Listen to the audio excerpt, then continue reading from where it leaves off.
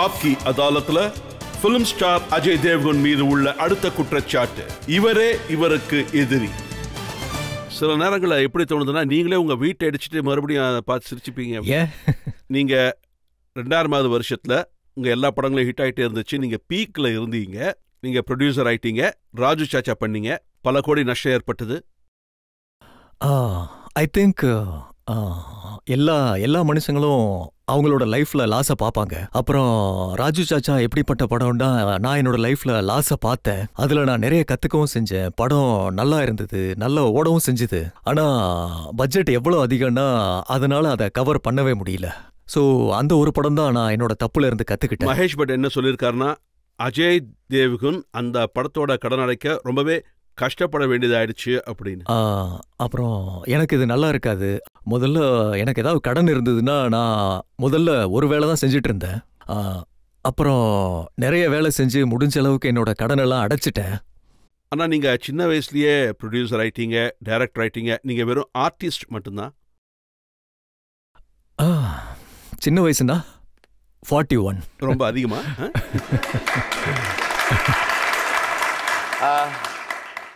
இல்லைண்ணா, ஆக்சுவலி நான் எந்த ரூலுமே என் லைஃப்ல ஃபாலோ பண்ணது கிடையாது. அப்புறம் என் மனசு என்ன சொல்லுதோ அதே தான் நான் ஃபாலோ பண்ணுவேன். இன்னைக்கு நான் ரொம்ப சாட்டிஸ்ஃபைடா இருக்கேன் லைஃப்ல. நான் எது செஞ்சாலும் என்னோட விருப்பத்துக்கு தான் செஞ்சேன். என்னோட டேர்ம்ஸ் அண்ட் கண்டிஷனுக்கு ஏற்ற மாதிரி. நான் யாருக்கும் நஷ்டத்தையும் ஏற்படுத்தல. அப்புறம் எனக்கும் எந்த நஷ்டத்தையும் ஏற்படுத்திட்டு பண்ணல. So I am very happy where I am what I am, because that's what my terms and condition. இன்னொரு அலிகேஷன் இருக்கு. நீங்க பொதுவா ஃபிலிம் இண்டஸ்ட்ரியோட ரூல்ஸ் எல்லாம் ஒத்துக்க மாட்டீங்க. நீங்க எந்த அவார்ட் ஃபங்க்ஷனுக்கும் போக மாட்டீங்க. ஆமா, அவார்ட்ஸ் எல்லாம் நீங்க விரும்புறது கிடையாது. விரும்ப மாட்டேன்னு சொல்ல மாட்டேன். ஆனா எப்படி இருக்கும்னா, பெரும்பாலான அவார்ட்ஸ் எப்படி இருக்கும்னா, எனக்கு எது சரியில்லைன்னு தோணுதோ அந்த ஃபங்க்ஷனுக்கு நான் கண்டிப்பா போகவே மாட்டேன். நேஷனல் அவார்டு வாங்க நீங்க போனீங்களா? ஹானஸ்ட்லி சொல்லணும்னா, நான் ஃபர்ஸ்ட் நேஷனல் அவார்டு வாங்குறதுக்கு என்னால் போக முடியல. அப்புறம் இதில் என்னோட தப்பு எதுவும் இல்லை. அந்த டைமில் நான் ஊட்டியில் ஷூட்டிங்கில் இருந்தேன். அங்கேருந்து ஒரே ஒரு ஃப்ளைட்டு மட்டும்தான் டெல்லிக்கு போவோம். அன்னைக்குன்னு பார்த்து அந்த ஃப்ளைட்டு கேன்சல் ஆயிடுச்சு. ஸோ நேஷனல் அவார்டை என்னால் வாங்க முடியல. My mother have to fly from Bombay. அப்புறம் அங்கேருந்து டெல்லி வந்தாங்க. அப்புறம் அவங்க நேஷனல் அவார்டு ரிசீவ் பண்ணாங்க. செகண்ட் நேஷனல் அவார்டு வாங்குறதுக்கு நான் போயிருந்தேன். ஆனால் இண்டஸ்ட்ரியில் உள்ள மற்ற அவார்ட்ஸை நீங்கள் ஏற்றுக்கவே மாட்டீங்க. ஆமாம், ஒரு விதத்தில் ஏற்றுக்க மாட்டோன்னு நான் சொல்லலை. நான் என்ன நினைப்பேன்னா, எனக்கு அந்த அவார்டு வாங்குறது அவ்வளோ இஷ்டம் இல்லை. அதனால தான் நான் அதுலேருந்து கொஞ்சம் விலகி இருப்பேன். உங்களுக்கும் அமெரிக்கானுக்கு மட்டும்தான் இந்த அவார்ட்ஸ் எல்லாம் கரெக்ட் இல்லைன்னு தோணும். ஆமாம், ஒரு விதத்தில் நாங்கள் 2 பேரும் கேம் கூட விளையாட முடியாது, விஷயத்தை மேனிப்புலேட் பண்ண முடியாது, ஷோ பண்ண மாட்டோம். அவர்கிட்ட கேட்கும்போது அவர் என்ன சொன்னார்னா, நான் ஆஸ்காருக்கு மட்டும்தான் ஃபிட்டு, இந்தியன் அவார்ட்ஸ்க்கு இல்லைன்னு. ஒருவேளை அவர் சொல்றது சரியாக கூட இருக்கலாம். ஸோ நீங்களும் உங்கள் படத்தை ஆஸ்காருக்கு அனுப்புவீங்களா இன்டர்நேஷ்னல் அவார்ட்ஸ்க்கெல்லாம்? இதுவரைக்கும் முயற்சி பண்ணல. நானும் முயற்சி பண்ணி பார்க்குறேன். இன்னொரு விஷயம், எல்லா ஸ்டார்ஸுமே பொதுவாக இந்த ஸ்டேஜ் ஷோஸ்க்கெல்லாம் போவாங்க, அட்டன் பண்ணுவாங்க, மக்களுக்கு இதில் ஆடுவாங்க. அந்த மாதிரி நான் உங்களை எப்பவுமே பார்த்தது இல்லையே. இது ஒரு பர்சனல் விஷயம். எனக்கு அது பிடிக்காது. ஸோ நான் இதை பண்ண மாட்டேன். அது எனக்கு பிடிக்காது. எனக்கு என்ன தோணுதுன்னா, என்னோட வேலை கேமராக்கு எதிரில் மட்டும்தான். அப்புறம் ஒரு ஆர்ட், ஒரு டேலண்ட் இருக்கு. ஒரு விதத்தில் அது எனக்கு மிஸ்யூஸ் பண்ணுற மாதிரி தோணும். ஸோ அதை நான் பண்ண மாட்டேன். ஆனால் ஒரு சிலருக்கு அவங்களோட ப்ரியாரிட்டி இருக்கும், அவங்களோட தாட்ஸ் இருக்கும், அவங்களோட விருப்பம் அது. ஸோ எனக்கு எது சரின்னு படுதோ அது அவங்களுக்கு தவறாக படலாம். அப்புறம் மற்றவங்களுக்கு எது சரின்னு படுதோ அது எனக்கு ரொம்ப தப்பாக படும். என்னால் ஒன்று நிச்சயமாக சொல்ல முடியும், இப்படி பல பேர் இருக்காங்க, லட்சக்கணக்கான பேர் இருக்கலாம் உங்களுடைய இந்த ஆக்ஷனை சப்போர்ட் பண்ணுறவங்க. அதாவது ஒரு ஆர்டிஸ்ட்னா அவன் கேமரா முன்னாடி தான் பெர்ஃபார்ம் பண்ணணும், ஸ்டேஜ்க்கெலாம் போய் ஆடுறது கிடையாது, கூடாது. இதை நான் எப்படி பார்க்குறேன்னா ஒரு பாசிட்டிவ் விஷயமா தான் பார்க்குறேன். I think so. அப்புறம் பப்ளிக் ஸ்டேஜில் ஆடுறது, அப்புறம் கல்யாணத்தில் ஆடுறது, அது நம்ம வேலை இல்லைன்னு தோணும் எனக்கு. சில ஆக்டர்ஸ் இப்படி இருக்காங்க, உங்கள் ஃப்ரெண்ட்ஸே இருக்காங்க, நாங்கள் ஆக்டர்ஸ் எங்கே வேணாலும் எப்போ வேணாலும் ஆடுவோம்னு சொல்லுவாங்க. நான் என்ன நினைக்கிறேன்னா, பாருங்க, அவங்க இப்படி சொல்லும் போது அவங்க தனக்குத்தானே ஒரு இமேஜ் கிரியேட் பண்ணியிருக்காங்கன்னு. நீங்க என்ன திட்டுறதுக்கு முன்னாடி நானே என்ன திட்டிக்கிட்டேன்னா நீங்க எதுவுமே சொல்ல முடியாது. ஸோ அவங்க ஒரு செவரை கட்டி வச்சிருக்காங்க. அவங்களுக்கு இது தோணலாம், அவங்களுக்கு சரின்னு தோணலாம். So I don't agree that. உங்களோட ஃபர்ஸ்ட் டைரக்டர் கோகோ, ஆமா, அவர் என்ன சொல்லியிருக்காருன்னா, அஜய் தேவ்கனோட கண்கள்ல ஒரு ஹிப்னாசிஸ் இருக்கு அப்படின்னு. அது கல்ல கூட ஹிப்னடைஸ் பண்ண முடியும்.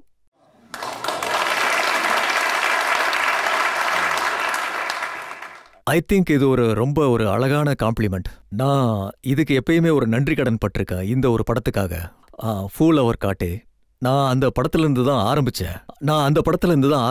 அவரால் தான் ஆரம்பிச்சேன். ஸோ அப்புறம் குறிப்பா உங்க கண்களை பத்தி அவர் என்ன சொல்லியிருக்காருன்னா, நீங்க கூட ஒர்க் பண்ண அந்த எல்லா ஹீரோயின்ஸுமே உங்க கண்கள் ஹிப்னாட்டைஸ் பண்ணி இருக்கும்னு.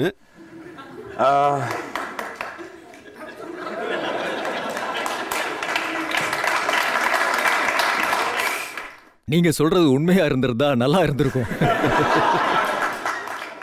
பட் எனக்கு யூஸ் பண்ண தெரியல. இதுக்கப்புறம் யூஸ் பண்ணி பார்க்கறேன் கண்டிப்பா. என்கிட்ட சில நியூஸ் பேப்பர்ஸோட கிளிப்பிங்ஸ் இருக்கு. கங்கனா ரனாவத் அவங்க என்ன சொல்லி இருக்காங்கன்னா, அஜய் மேல எனக்கு ஒரு நல்ல இம்ப்ரெஷன் இருக்கு, அஜய் கூட தான் நான் மேக்ஸிமம் ஃபிலிம்ஸ் பண்ண விரும்புறேன்னு. ஐ திங்க் அதுதான் எங்க ஃபர்ஸ்ட் படம், நாங்க 2 பேரும் சேர்ந்து பண்ணோம். That's a very big compliment. ரெண்டாவது ஹெட்லைன்ஸ், பிபாஷா அஜய் மேல இம்ப்ரெஸ் ஆனாங்க.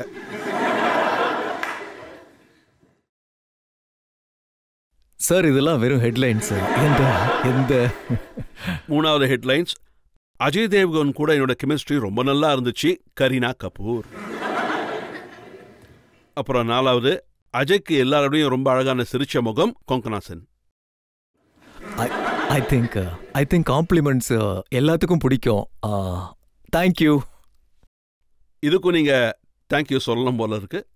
எல்லாரையும் விட சுட்டியானவர் அஜய் தேவ்கன், அசின். பாருங்க, கொஞ்சம் குறும்புத்தனமான வேலைகள் பண்ணி தான் ஆகணும். ஃபிலிம் ஷூட்டிங் போவோம், 70-80 டேஸ். நீங்கள் 100-200 பேர் கூட வேலை பார்க்கணும், ஃபேமிலி இல்லாமல். அங்கே ஒருவேளை நம்ம கண்டினியூவாக வேலை பண்ணிட்டு இருந்தோம்னா எந்த ஃபன்னும் இல்லாமல், அப்போ ஒரு ரேப்போ இருக்காது. நாம் எந்த ஃபன்னும் இல்லாமல் இருந்தால் நல்லா இருக்காது. ஃபன் இருந்தால் ஒரு பாண்டிங் ஆயிரும், ஒரு ஃபேமிலி மாதிரி. அப்புறம் 70-80 டேஸ் முடியறதே தெரியாது நமக்கு. நான் என்ன கேள்விப்பட்டேன்னா, ஒரு ஷூட்டிங்ல நீங்க கரீனா கபூர் கிட்ட சொன்னீங்களா, அவங்க ரூம்ல ஒரு ஆத்மா சுத்தி. எக்ஸாக்ட்லி அந்த மாதிரி நடக்கல. ஆனால் யூனிட்ல கொஞ்சம் அப்படி பண்ணுவாங்க. ஒருத்தர் பயமுறுத்துவாங்க, விளையாடுவாங்க. அப்புறம் நாங்கள் புது இடத்துக்கு போவோம். எங்களோட வேலை அந்த மாதிரி. நாங்கள் ரொம்ப லக்கி. புது இடத்துக்கு போவோம், அப்புறம் உலகத்தை பார்ப்போம், அப்புறம் புது கதைகளை உருவாக்குவோம். அந்த ஹீரோயின்ஸ் பத்தியெல்லாம் எனக்கு புரியுது, அவங்க கமெண்ட்ஸ் பத்தி எனக்கு புரியுது. காஜல் கூட வேலை செய்யும் போது அவங்களையும் பயமுறுத்துவீங்களாமே? இல்ல கண்டிப்பா இல்ல, அடிதான் விடும். சார், நான் உங்ககிட்ட என்ன கேட்க விரும்புறேன்னா, உங்களோட வளர்ச்சியில காஜல் மேடத்தோட பங்கு என்ன?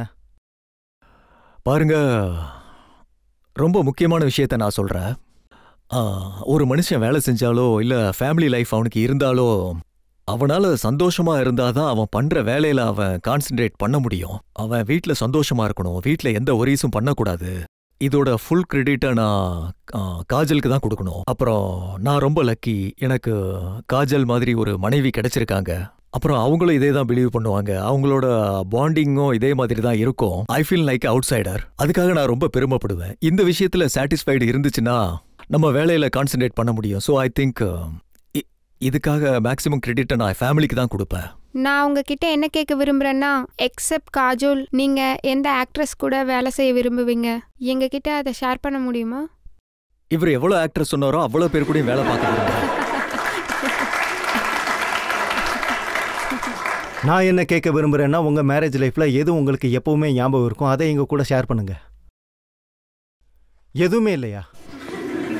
உங்களுக்கு உங்க விஷயம் ஞாபகம் இருக்கா?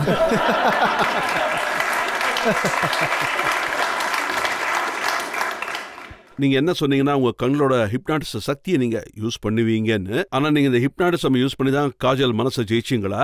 அது எப்படி நடந்ததுன்னு எனக்கு தெரியல. யூஸ் பண்ணணும்னு இன்டென்ஷன் எனக்கு இல்லை. முதல்ல அதை யூஸ் பண்றதுக்கு கத்துக்கிறேன். ஏன்னா குறைஞ்சது யூஸ் பண்ற நேரத்துல யூஸ் பண்ண முடியும் இல்லையா?